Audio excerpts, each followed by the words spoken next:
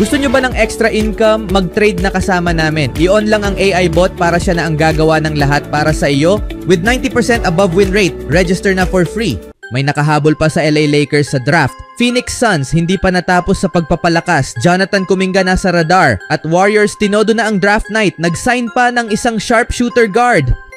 Nilagdaan ng Lakers si former Villanova star Eric Dixon sa isang two-way contract ayon sa kanyang ahensyang CSE Talent ngayong araw. Si Dixon, isang forward, ay lumagda sa kontrata sa Lakers matapos hindi mapili sa draft. Pinili ng Lakers si Arkansas forward Aduchero bilang ika-36 na overall pick matapos silang mag-trade ng 2 beses sa ikalawang round ngayong araw. Pinangunahan ng 24 na taon na si Dixon ng NCAA sa scoring noong nakaraang season na may average na 23 puntos kada laro kasama ang 5 rebounds bilang isang 6 na taong player. Nakuha niya ang parangal bilang third team All-American at napabilang sa first team All-Big East. Nag-shoot siya ng 45% mula sa field at 40% mula sa 3-point range nitong season sa Villanova kung saan niya ginugol ang buong college career niya.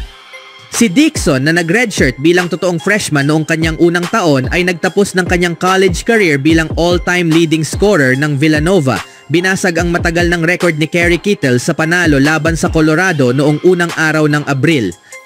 Sa isang mock draft na inilathala ngayong araw kung saan inaasahan si Dixon na mapipili sa kalagitnaan ng ikalawang round, isinulat ni ESPN NBA draft analyst Jonathan Givony, si Dixon ay isang power forward na may malapad na katawan at nagkaroon ng napakaproduktibong season, pinangunahan ng bansa sa scoring bilang isang 6th-year senior. Malinaw ang kanyang pag-angat bilang isang shooter. Ang kanyang wingspan, katamtamang pisikal na katangian at hindi palagi ang epekto sa depensa ay mga limitasyon. Naging prolific scorer siya mula sa perimeter ngayong season. Mula sa pagiging isang alanganing shooter, naging isa siya sa pinaka-dynamic na shooting big man sa bansa. Ang kanyang kakayahang ibalik ang dating pisikalidad at tapang na ipinakita niya bilang rebounder at defender ay makatutulong sa kanya upang makahanap ng pwesto sa NBA. Hindi narinig ang pangalan ni Eric Dixon sa NBA draft pero tumunog agad ang kanyang telepono pagkatapos. Ayon sa ulat ni Shams Charania ng ESPN, ang tubong Abington at forward ng Villanova na si Dixon ay pumirma ng isang two-way contract sa Los Angeles Lakers. Nag-average si Dixon ng mahigit 20 puntos kada laro noong nakaraang taon, ang pinakamataas sa NCAA Division Premier. Umabot siya ng kabuuang libu-libong puntos sa loob ng kanyang 5 season sa Villanova, tinalo ang dating record ni Kerry Kittles. Huling naglaro si Dixon sa NCAA tournament bilang sophomore kung saan umabot sila sa Final Four sa huling season ni Coach Jay Wright. Bukod sa scoring, nag-average din si Dixon ng 5 rebounds at 2 assists kada laro nung nakaraang season.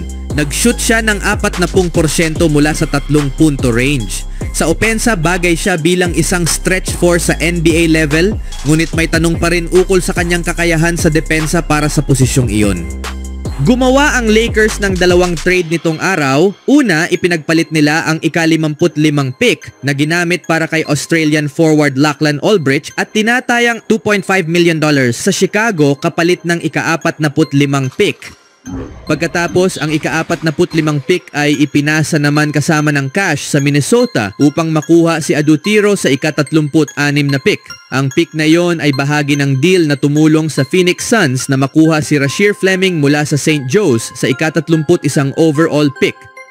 Sa sumunod na balita naman, ang Phoenix Suns ay dumaraan sa mahahalagang pagbabago matapos ang isang nakakadismayang season. Sa halip na bumangon matapos silang masweep ng Minnesota Timberwolves sa NBA playoffs noong nakaraang taon, lalong lumala ang kanilang performance at nagtapos sila sa ika-11 seed sa Western Conference. Matapos silang hindi makapasok kahit sa NBA play-in tournament, agad na gumawa ng mga hakbang si team owner Matt Ishbia. Sinimulan niya ito sa pamamagitan ng pagkatanggal kay head coach Mike Budenholzer at kalaunan ay pumirma kay Cleveland Cavaliers assistant coach Jordan Ott bilang kapalit. Nagkaroon din ng pagbabago sa front office. Inalis si James Jones sa dating posisyon at inilagay bilang senior advisor habang si Brian Gregory ang naitalaga bilang bagong general manager. Isa sa mga unang hakbang ni Gregory ay ang makipag-ugnayan kay Ishbia para isagawa ang isang trade na kinasasangkutan si Kevin Durant. Noong linggo na isa katuparan ni Gregory ang trade na nagpadala kay Durant sa Houston Rockets kapalit sina Jalen Green, Dillon Brooks, ang ika-10 pick sa unang round ng NBA draft ngayong araw at 5 second round picks. Nanatiling aktibo si Gregory sa draft day kung saan itinrade niya ang ika-29 na pick at isang first round pick sa Charlotte Hornets kapalit ng center na si Mark Williams. Ayon sa Bovada Sportsbook, posibleng may isa pang galaw ang Suns sa hinaharap. Kabilang ang Suns sa mga paboritong team na maaaring mapuntahan ni Golden State Warriors forward Jonathan Kuminga, bagaman mas mababa ang tsansa nila kumpara sa Miami Heat. Gayunpaman, posible pa rin na kumilos si Ishbia para makuha si Kuminga bilang bahagi ng plano para makalaban muli sa susunod na season. Gayunpaman, malamang na mangailangan ito ng isang sign and trade deal, kaya magiging interesante kung sino ang kailangang isakripisyo ng Suns para makuha siya. Ano sa tingin nyo dito mga kaibigan? Sa huling balita, abala ang Golden State Warriors sa ikalawang araw ng NBA Draft. Pumasok sila ngayong araw na may iisang pick lamang sa ika-41, ngunit itinrade nila ito sa Phoenix Suns kapalit ng mga pick na ika-52 at ika-59. Kalaunan, nag-trade up sila mula ika-59 patungong ika-56 sa pakikipagpalitan sa Memphis Grizzlies. Umalis sila sa draft na bitbit sina Alex Tuhey mula sa Sydney Kings ng NBL sa Australia at si Will Richard mula sa Florida. Si Tuhey ay isang do-it-all na klase ng player, samantalang si Richard naman ay kilala bilang mahusay na scorer at shooter.